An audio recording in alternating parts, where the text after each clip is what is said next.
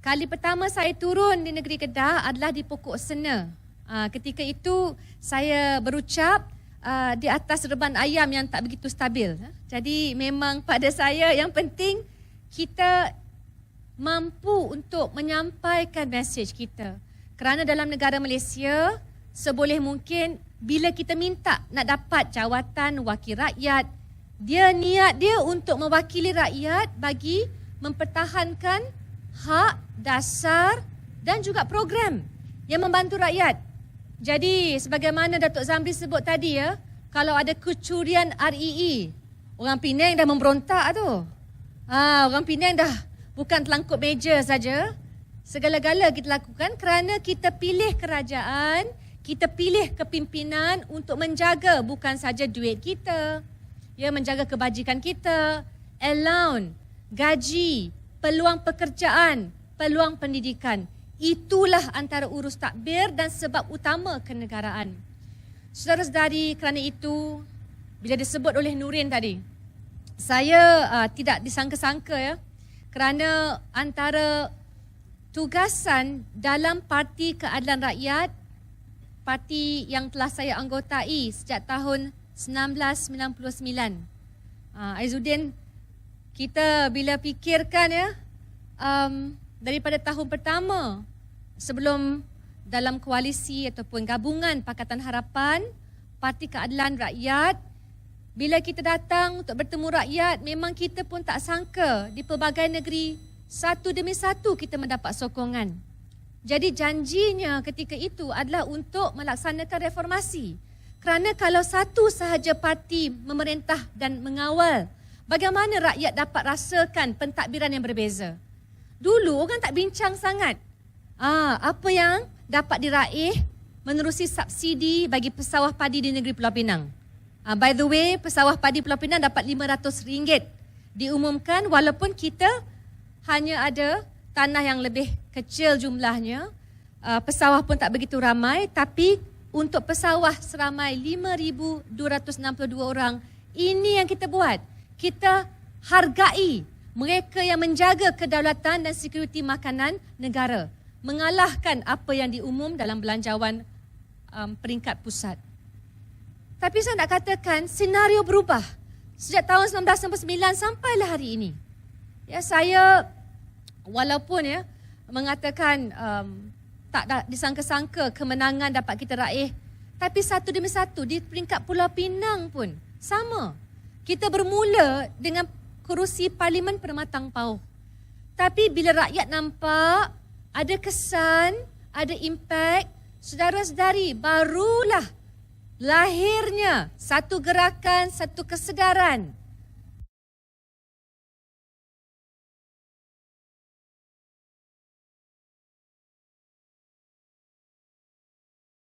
Kita tak mahu bak kata orang Cina urus takbir yang huri-hutu, ya, yang tidak memikirkan tentang apa sebenarnya bagus untuk rakyat. Jadi pada malam ini, ramai isu dah disentuh. Saya nak bagi tahu bahayanya kalau kita bagi kuasa dengan sembrono. Saya harap UMNO contohnya, lepas kalah dalam pilihan raya umum 2018, patutnya ada kesedaran, dia ada tawaduk, dia faham. Bagaimana anak sulung saya sebut, saya selalu sebut ni. Kita ahli parlimen, wakil rakyat, dia kerja kontrak kita 5 tahun maksima. Ya?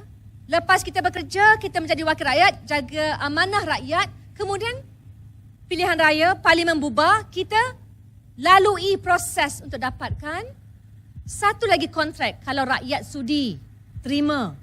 Dia bukan soal dapat jabatan itu selama-lamanya. Jadi saya terkejut bila nampak secara gah Presiden UMNO dengan 38 sahaja ahli parlimen. Ahli parlimen ni ada 222 orang. Tapi dengan 38 orang, mereka desak untuk adakan pilihan raya ketika musim yang memang tengkujuh ni, musim banjir ni. Ya, lebih teruk daripada sebelumnya dengan negeri Kedah 3 kali banjir dalam 3 bulan. Kerugian lebih kurang 28 juta ringgit. Saudara-saudari, yang cakap ni bukan pembangkang.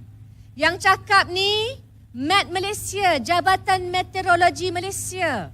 Dari umum, tapi kerana mereka takut, Dan ini dah ada saksi.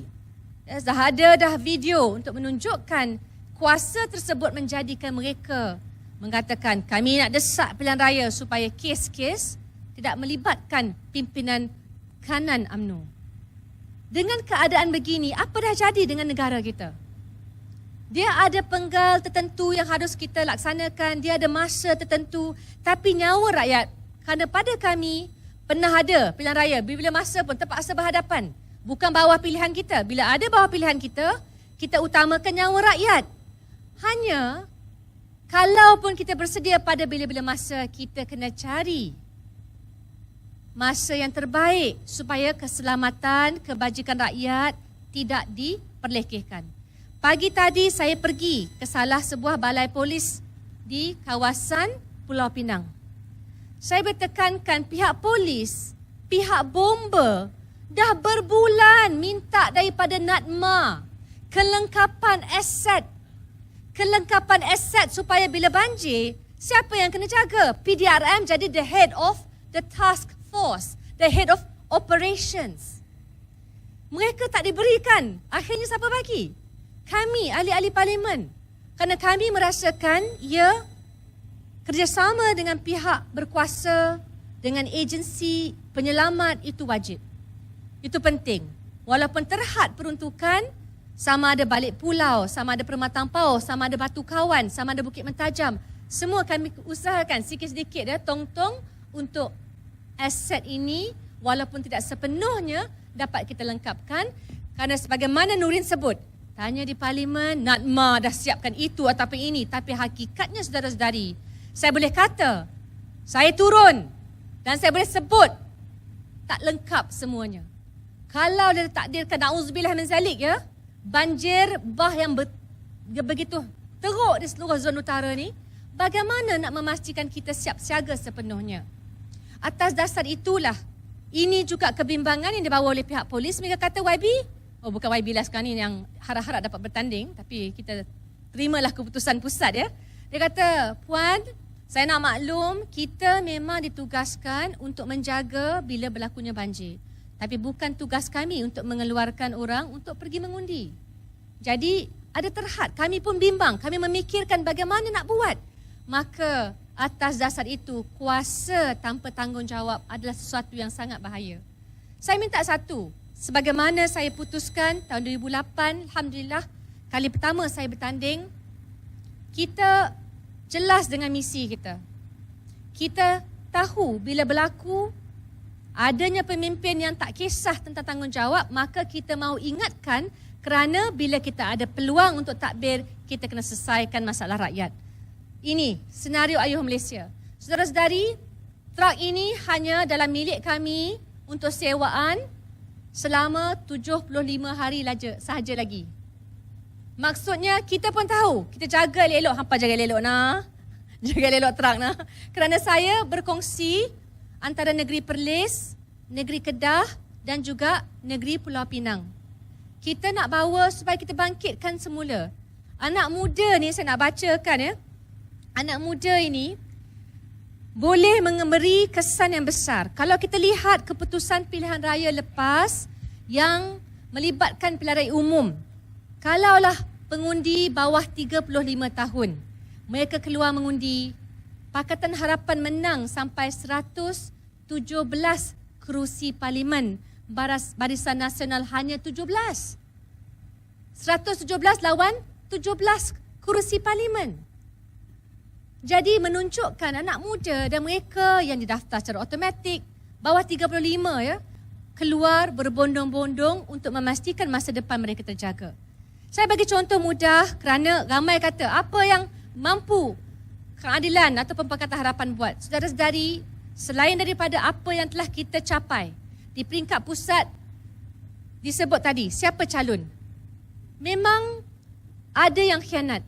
Tapi saya nak maklum, tengok wajah-wajah di depan yang hadir, Nurin, Karupaya, Tok Zamri, Saiful.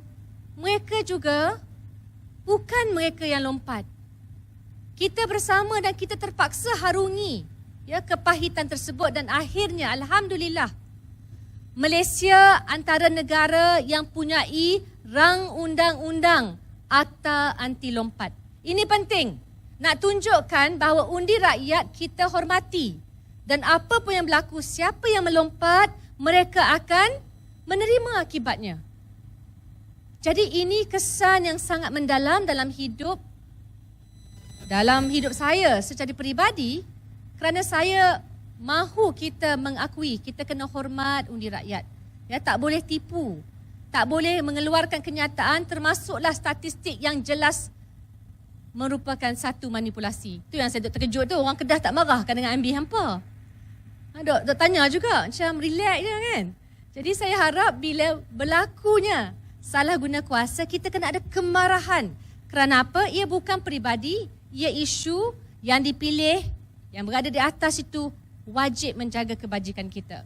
Isu kedua adalah tentang, yang saya dah mula sebut, tentang petani. Ya, memang Kedah sekarang ada target nak naik daripada 43% keluaran hasil padi. Tapi saya fikir yang penting berapakah gaji dan hasil yang dinikmati oleh petani di Malaysia ini.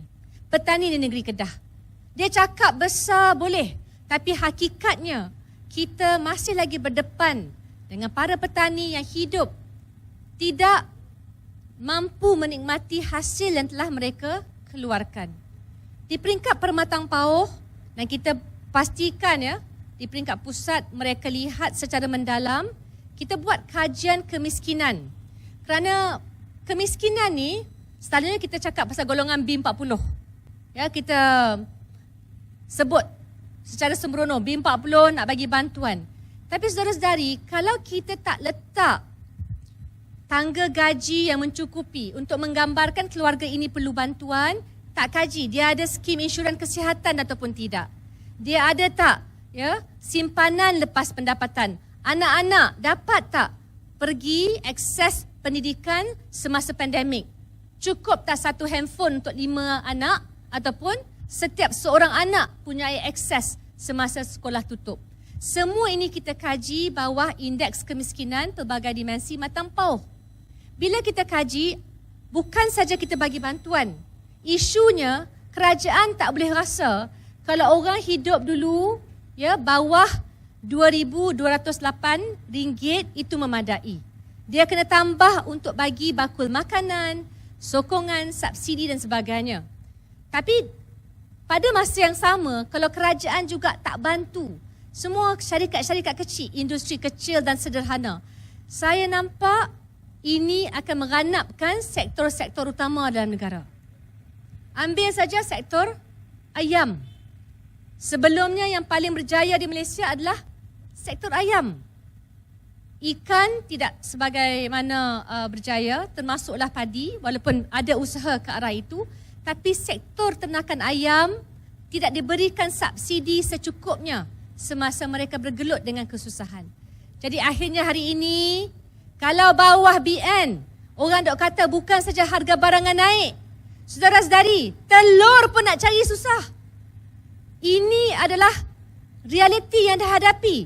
Tapi kita seolah-olah terpaksa dihidangkan dengan alasan demi alasan. Kerana itu, dalam segmen Ayuh Malaysia ini, kita pastikan sekuriti makanan, pemberian subsidi yang sudah pun dilaksanakan dalam negeri dan di negeri Pakatan Harapan.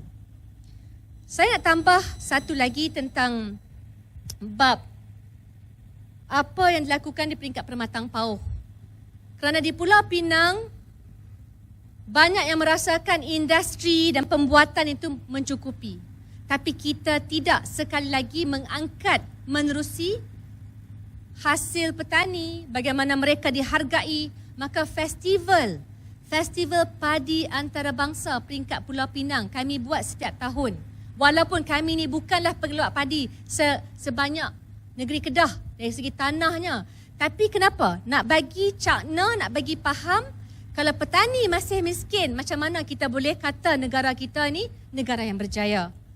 Jadi alhamdulillah untuk tahun ini 30,000 orang datang dengan hasil jerami padi yang dapat dilihat seluruh dunia.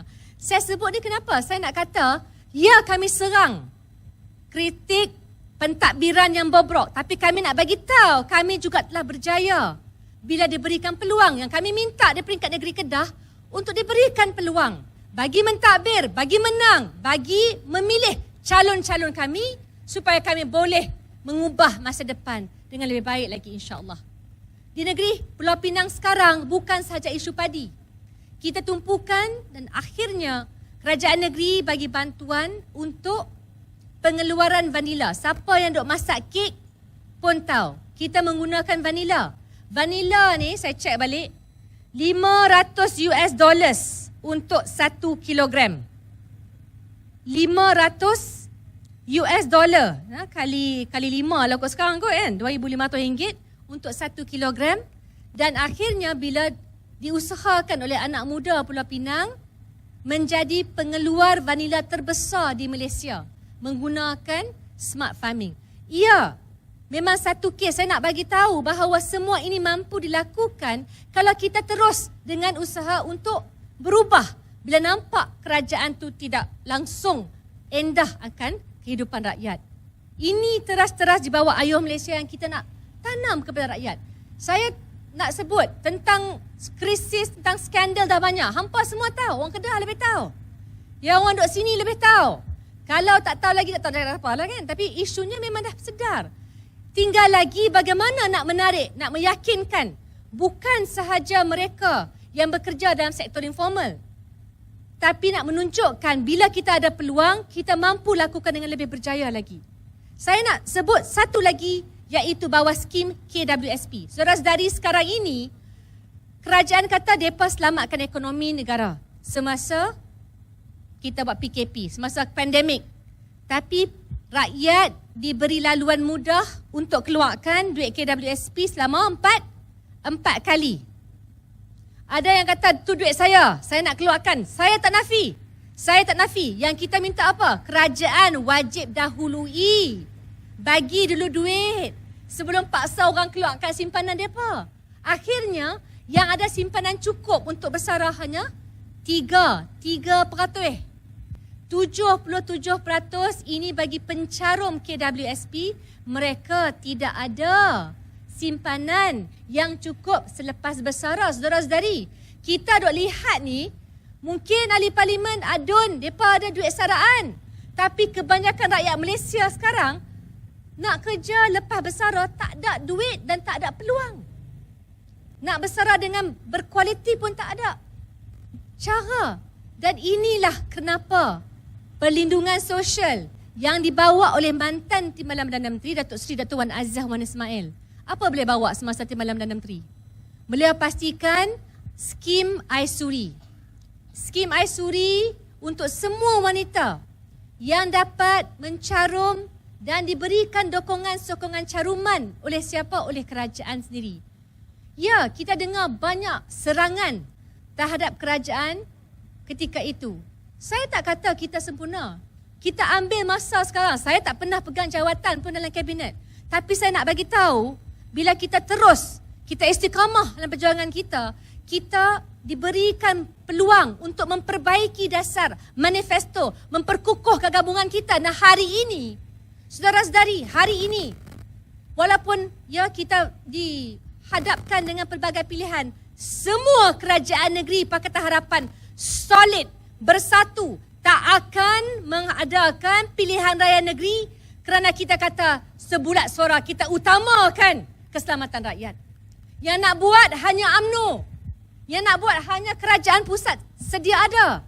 Ya, termasuklah ada kerajaan-kerajaan negeri lain yang saya fikir tak memikirkan time-time macam ni bukanlah masa untuk kita fikir untuk menang demi kepentingan diri sendiri. Jadi dalam konvensyen yang kita adakan, kita teliti siapa di antara pimpinan yang ada yang boleh kita naikkan sebagai anggota kabinet. Siapa yang kita boleh naikkan untuk mentadbir dan menyelesaikan masalah rakyat. Semua ini, saudara-saudari, bukanlah perkara yang mudah. Tapi saya nak bagi tahu daripada jaminan security makanan. Ya, daripada kedua, tak payah fikir dah. Projek-projek berskala besar, buat apa? Apa guna? Saya ni dalam PAC. Saya tahu memang penting dalam bidang ketenteraan, saya tak nafikan. Saya tak nafikan, tapi sebelum kita teruskan dengan projek, kita juga kena ingat kelengkapan pakaian tentera. Veteran bagaimana dijaga. Kalau nak pilih, jangan menteri masuk campur. Biar dipilih secara profesional. Bentuk, jenis, design sekarang dah 5 bilion hangus. Siapa nak jawab? Siapa nak selesaikan? Mana nak cari balik 5 bilion tu?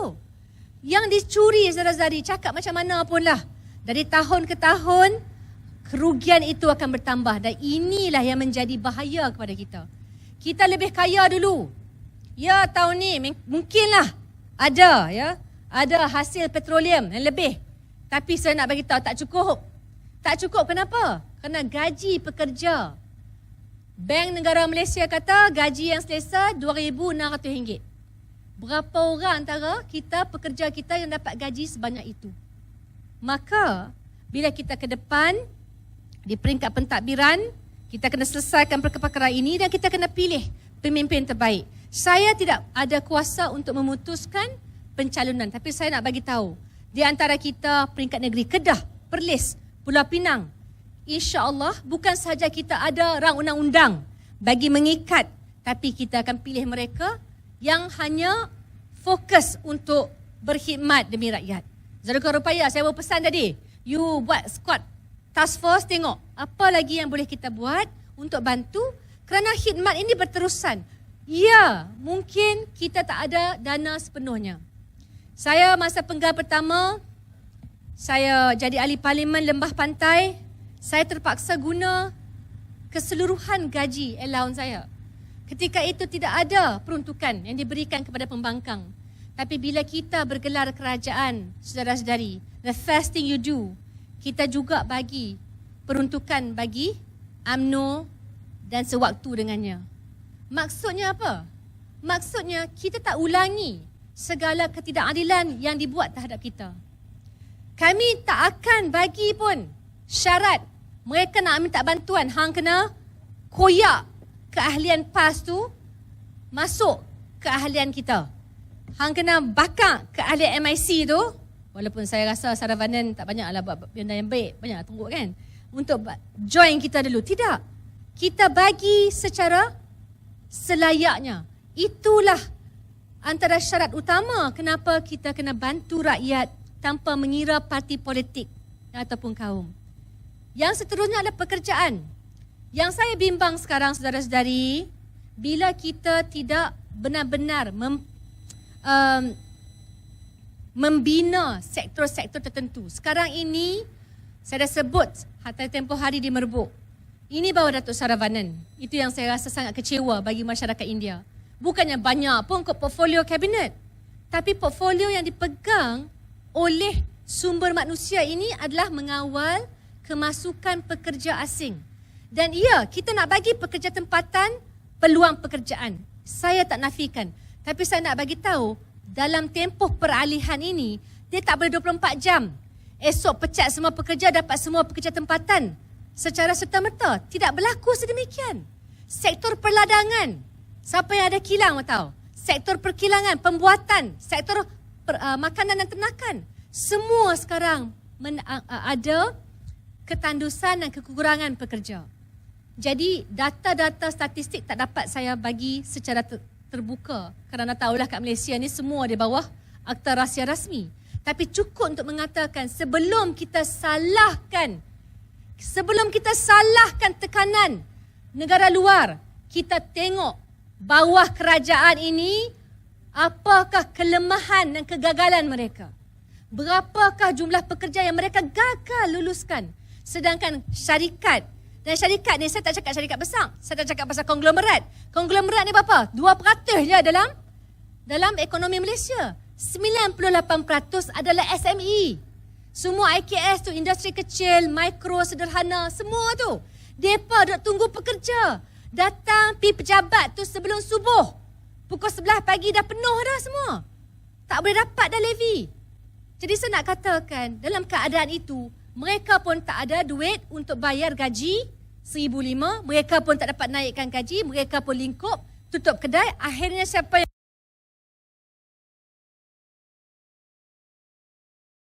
rugi, harus harungi. Kita yang harus fikirkan bagaimana masa depan kita, maka sehaluan dengan tema Ayuh Malaysia. Kalau kita nak perubahan, nak pastikan bukan saja target dari segi perlindungan sosial, dari segi memilih pemimpin yang bertanggungjawab. Dan tak suka kami tak apa, saya kata simple. Setiap pilihan raya boleh pilih baru. Ya, yang kita tak mahu bila ada pemimpin dahlah kalah, tak malu pula masuk balik mentadbir. Lepas tu mentadbir tidak ada rasa rendah diri, kebertanggungjawaban. Maka yang kami minta bagi negeri Kedah, macam orang Kedah yang rasa, orang Kedah yang kena curi. Saya kat Pulau Pinang, saya merasa sakit buat Kedah kerana pada saya kejayaan yang kita ada, termasuklah apa yang mampu kita buat. Kita sama-sama belajar pun. Ya, negeri Kedah pun yang punya sungai muda. Jadi apa yang kita nikmati itu, kita mahu seluruh zon utara hadapi, nikmati, dan insya-Allah rakyat dapat diangkat daripada keadaan sedia ada. Maka hadirin hadirat, ini baru round pertama. Saya tahu bukan mudah, saya nak bagi tahu pada ibu ayah kat sini, siapa yang ada anak-anak, pastikan yang dah memang dapat mengundi, tolong keluar mengundi. Tolonglah keluar mengundi. Saya memang nak bagi tahu, dapat panggilan telefon ni daripada negara-negara luar. Zimbabwe semua. Semua nak bagi tahu, YB, kami nak balik mengundi ni. Macam mana nak hantar undi pos ni? Semua dah susah hati. Tiba-tiba orang kat Malaysia tak mahu mengundi, marah pula. Ya, marah, kami pun marah. Kami tak lompat kan. Jadi kita dah ada undang-undang baru. Dah ada beberapa usaha. Dalam hidup dan Islam dia kata apa? Jangan putus harap. Kita kena usaha juga. Banyak mana pun kita usaha juga. InsyaAllah berhasil. Yang penting jangan sekali-kali putus asa. Ya, maka kita kibarkan dan kita naikkan semangat dan kita pastikan di seluruh kawasan parlimen, bukan saja Padang Serai, kenalah keluar mengundi ramai-ramai. Kena. Dan saya minta ini juga untuk semua yang hadir, yang layak, kerana saya percaya kita insya-Allah kali ini bila nampak UMNO ketakutan sampai begitu, saya tak pernah bayangkan presiden dia boleh sampai keluar kata-kata macam tu. InsyaAllah peluang kita untuk menang sangat cerah. Tinggal lagi sikit lah, kena sabar. Sikit yang sabar dan orang Kedah kena marah lagi kot. Kan? Kena marah lagi kot. Kerana apa? Kerana kita nak pastikan selepas ini kita ada kerajaan ya, bawah Pakatan Harapan yang bertanggungjawab dan mahu memenuhi keperluan rakyat. Seperti mana saya kata, kita minta satu penggal. Hampa janganlah bagi 22 bulan kan. Jadi satu penggal, lepas tu kita memang tahu kuasa rakyat, kuasa keramat. Rakyat nak ubah, lepas tu memang rakyat ada hak. Kerana kami hanya mahu peluang itu untuk melaksanakan yang terbaik. Baik, setakat itu saja saya ucapkan terima kasih. Ya, saudara-saudari, anggota polis tepuk sikit semua PDRM belakang. Kerana kita semua dah pernah rasa, lock up pernah rasa kan. Tapi kita tahu mereka menjalankan tugas. Dan kita dalam usaha ni, kalau dulu TV3 banyak kena saman kan? Banyak kena saman fitnah. Sekarang Fizi pun dah keluar. 27 Oktober saya pula keluar TV3. Tepuk sikit. Jangan lupa tengok. Hampa akan tengok TV3. Kenapa? Kerana bila kita tak putus harap daripada fitnah apa jadi saudara-saudari, mereka terpaksa juga bagi ruang kepada kita. Ya, we will never give up. Macam Arsenal lah kan. Satu ketika dulu tak pernah menang pun. Tapi Arsenal dengan Liverpool pun kita sapu. Sikit lah. Bagi Chan. Tapi nak bagi tahu, sama juga bila kita teruskan usaha kita. Kita jangan rasa tak ada langsung kesan. Tak. Anggota polis pun saya bagi tahu. Saya nampak. Bila lama-lama mereka rasa ahli politik. Hampa buat apa pun tak apa. Kita anggota polis, mereka sebut pada saya, kami profesional. YB. Kami profesional. Kami tak tengok kiblat mana. Kalau kami nak raid, ada dadah ke, ada apa dia panggil, dadah ADK. Ada panggil judi haram, kami raid je. Mana-mana apa kuasa politik pun kami tak endah. Dan itulah yang kita mahukan di Malaysia. Sama dengan SPRM-nya, sama dengan peguam negaranya. Jangan takut. Tak ada merpati dah kat mana-mana pun. Merpati masuk dalam lokap, that's it for you kan. Itu yang kita mahukan. Jadi perjuangan kita masih panjang. Kita tak boleh nak rasa letih. Pasal macam itulah, saya pun ingat masa tahun 2008, kempen 2 minggu lah. Lepas tu saya lah kena tapau kan. Tapi tiba-tiba saya menang. Dan berkat sokongan rakyat. Daripada 2008 sampailah, ni tahun bila ni? 2022 sudah lagi. 2022. Jadi insyaAllah yang penting kita teruskan kerja kita. Dan kita ada peluang besar. Dan saya percaya kali ni, kalau kita teruskan semangat ni, insyaAllah bukan saja jumpa kat Putrajaya. Nak jumpa, nak laksana ni banyak program, banyak kerja, banyak lagi tugasan untuk menyelamatkan rakyat daripada malapetaka ekonomi, insya-Allah. Sama-sama kita usahakan kerana tak ada apa-apa yang kita boleh buat tanpa kerjasama rakyat dan pakar-pakar yang bersama. Sekian, wabillahi taufiq wal hidayah. Wassalamualaikum warahmatullahi wabarakatuh. Orang Padang Serai, jangan lupa keluar mengundi. Jangan lupa cek status. Tak ada register dah, pergi cek status. 18 tahun dah boleh mengundi. Jangan buat-buat lupa, saudara Karupaya, apa yang saya minta bagi tahu. So, ya buat dan semoga kita bertemu lagi.